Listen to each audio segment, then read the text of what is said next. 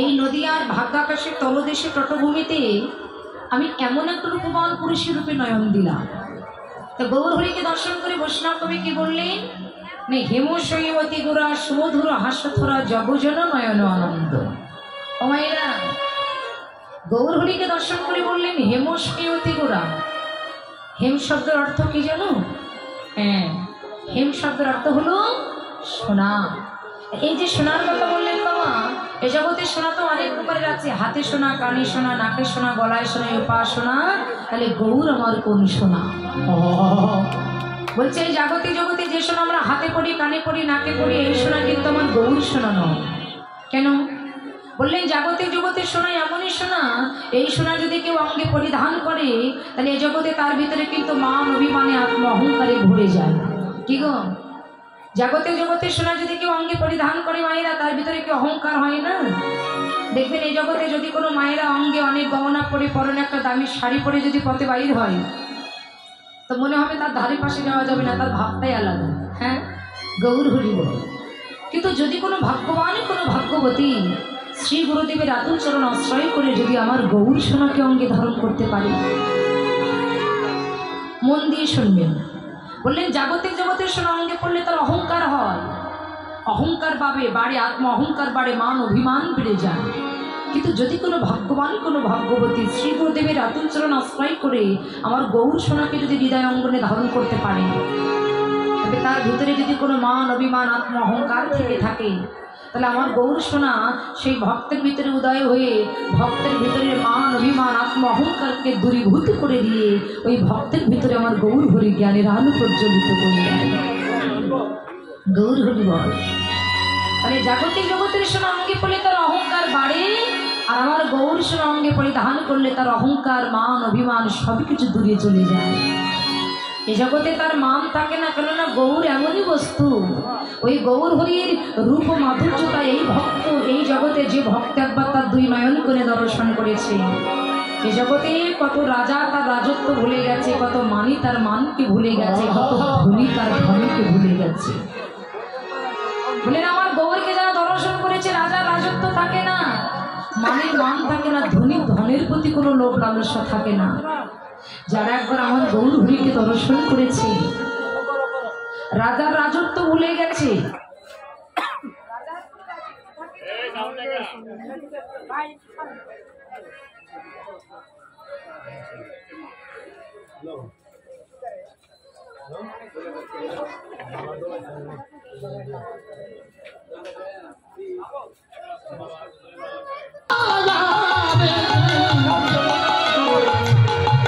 সোনা প্রতি অঙ্গ বন্ধ গৌর আমার আজ মূরতি ধরেছে,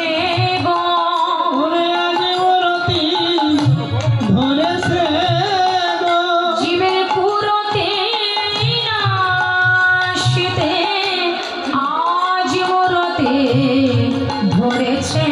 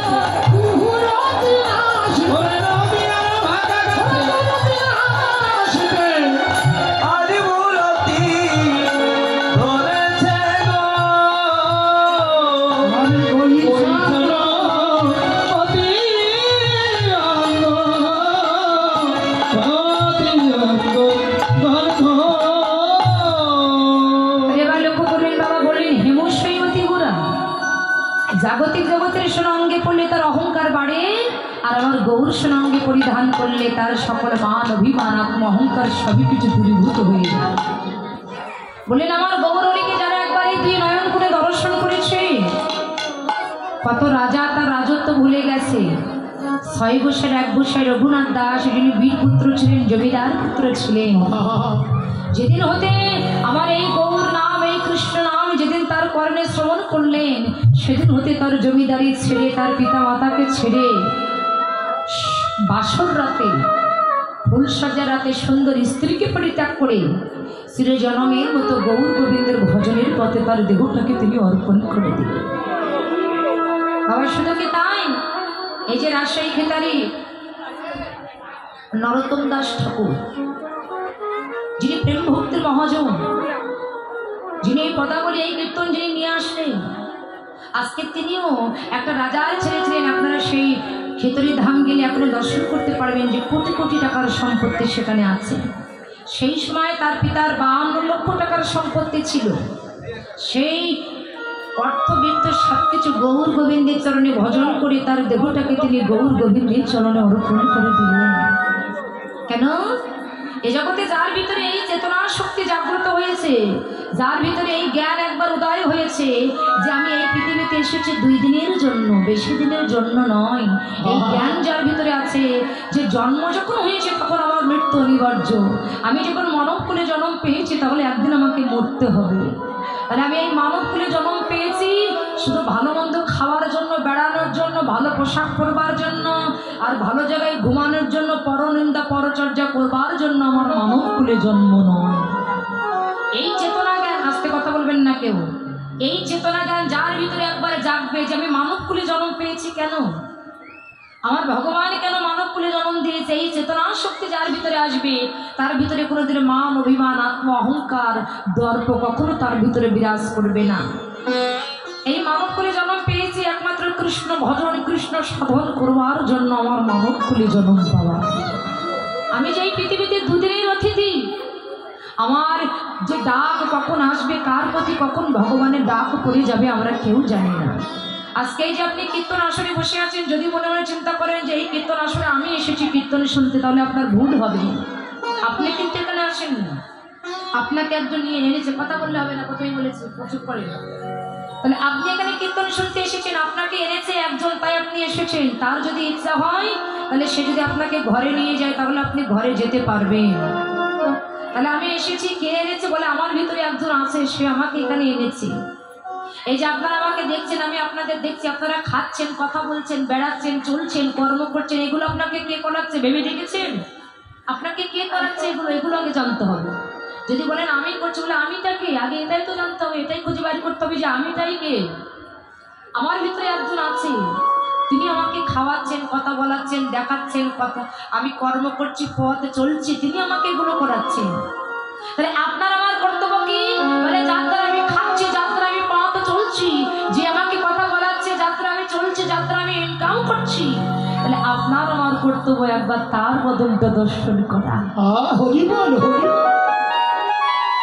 এটাই কিন্তু আমাদের প্রত্যেকের কর্তব্য যে কে আমিটা কে, আগে এটা জানতে হবে।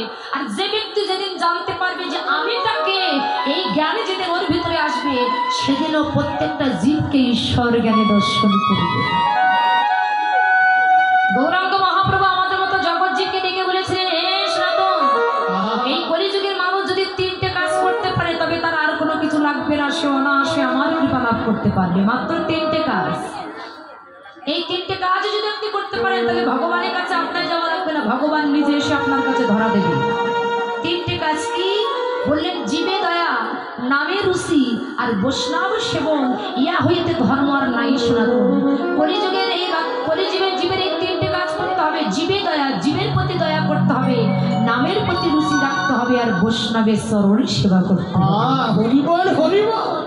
এই 3টে কাজ যদি আমরা ভক্তি ভাবে করতে পারি, ভগবানের কাছে আপনার যাওয়া লাগবে না, ভগবান নিজে এসে আপনার কাছে ধরা দেবে।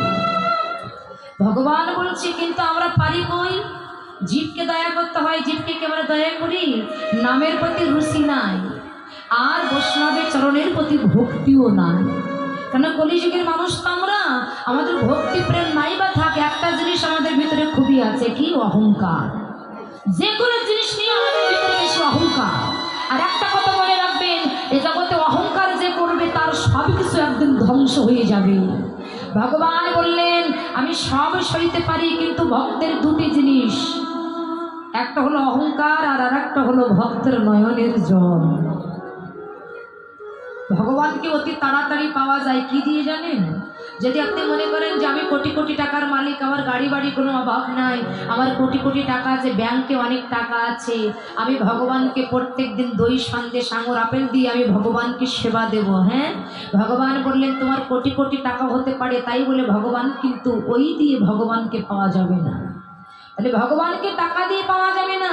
যদি মনে করেন যে ভালো ভালো ফল দিয়ে ভগবানকে ডাকবো, বললেন ফল দিয়েও ভগবানকে পাওয়া যাবে না।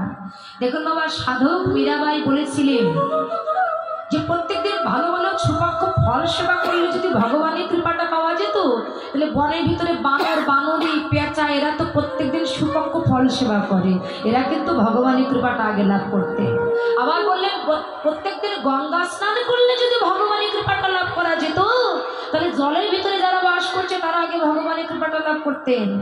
অনেক তুলসী মালা গলায় পড়লে যদি ভগবানের কৃপাটা লাভ করা যেত বাবা, তাহলে এক ঝাড় তুলসীতে গলায় পড়ে রাখলেই হয়ে যেত।